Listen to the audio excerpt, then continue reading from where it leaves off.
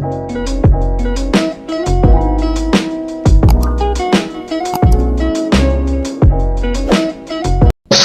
kita bercerita horor. Kita cerita horor lagi nih.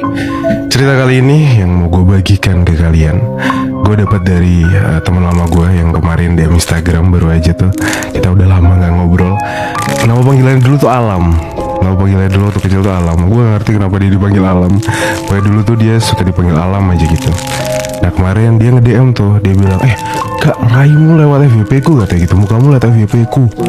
Nah, ternyata kamu lagi cerita horornya nih. Ternyata kamu sekarang cerita-cerita horor gini ya gitu. Aku boleh gak cerita? Aku boleh gak cerita? Boleh lah Lam, kata aku. Cerita lah gitu. Dia cerita lah. Jadi dia tuh udah pindah ke daerah Jawa Barat. Itu dari di SMP kalau nggak salah.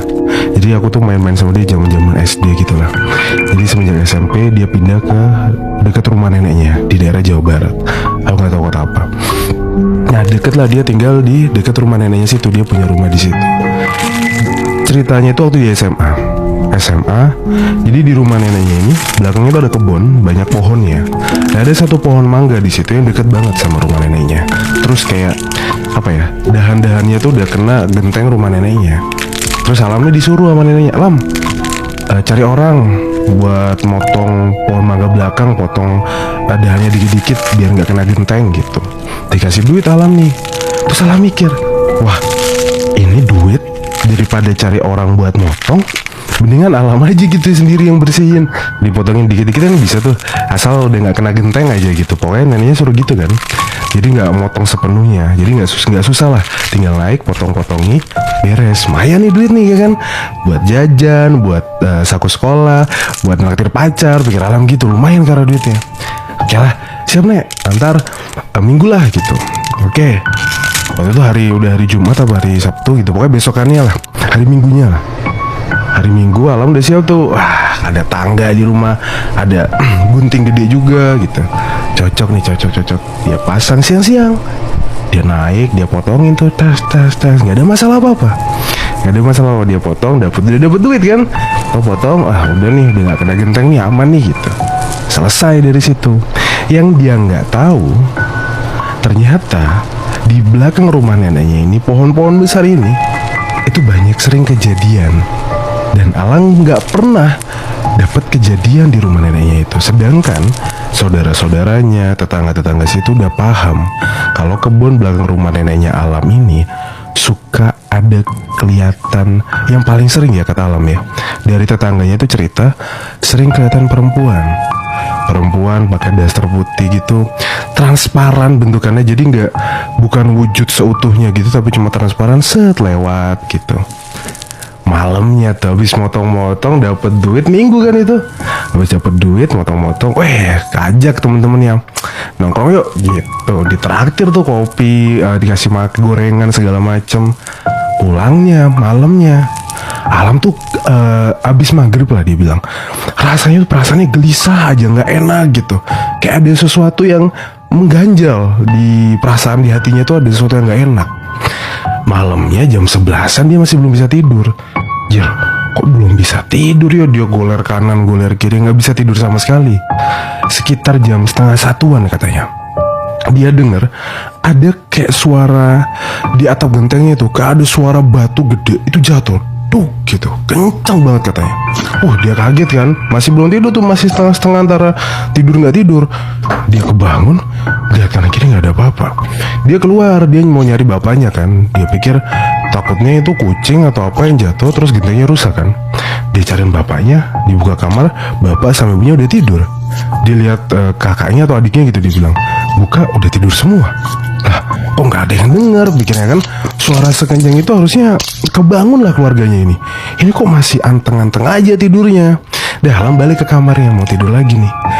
Mau tidur, udah setengah tidur tuh, udah mau ketiduran. Dari pintu kamarnya itu ada yang gedor, duk.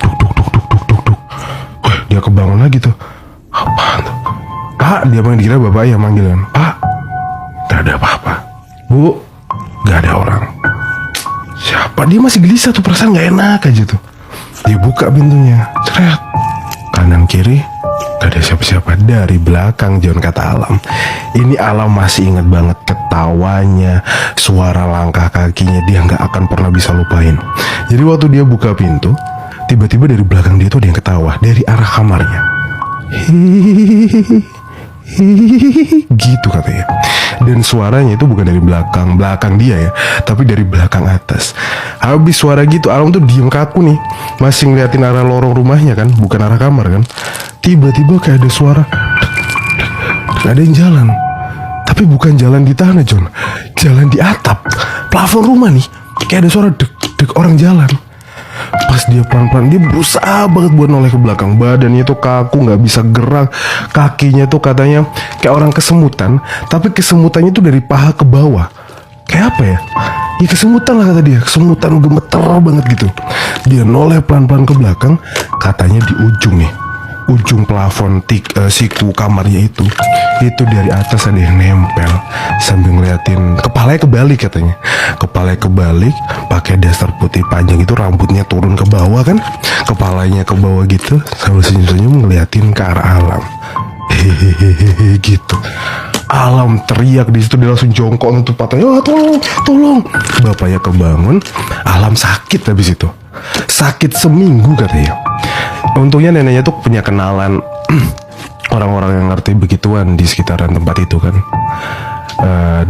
Dikasih tahu kalau ternyata Alam tuh ketempelan sama si makhluk di kebun belakang rumah neneknya. Terus neneknya bilang, marah-marah neneknya, udah aku suruh kamu nyari orang buat motong, kenapa kamu potong sendiri gitu. Nah nek, lumayan nek duitnya nek, mending Alam aja yang potong sendiri gitu. Kenapa nenek suruh cari orang? Itu karena karena sebenarnya bisa aja nenek suruh tetangga-tetangga atau sekitar sini, tapi nggak ada yang mau.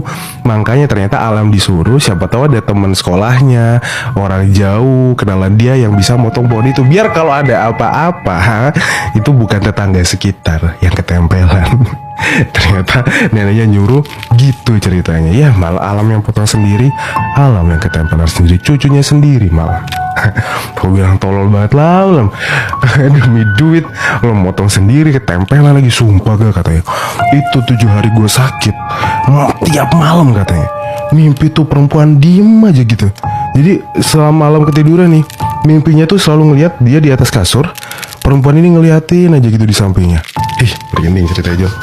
Katanya gitu selama 7 hari 7 malam tuh. Sampai akhirnya yang terakhir dia tuh suruh habisin air kayak yang udah dikasih doa, air 2 literan gitu udah dikasih doa, suruh ngabisin. Merinding aku denger cerita ini. Kalian bayangin aja tuh, ada yang nempel di plafon rumah, kebalik, kepala yang miring gini, rambutnya jatuh ke bawah sambil senyum. Kalau disuruh orang potong pohon, nyuruh orang. Jangan kerjain sendiri kayak Alam nanti jadinya. Hati-hati.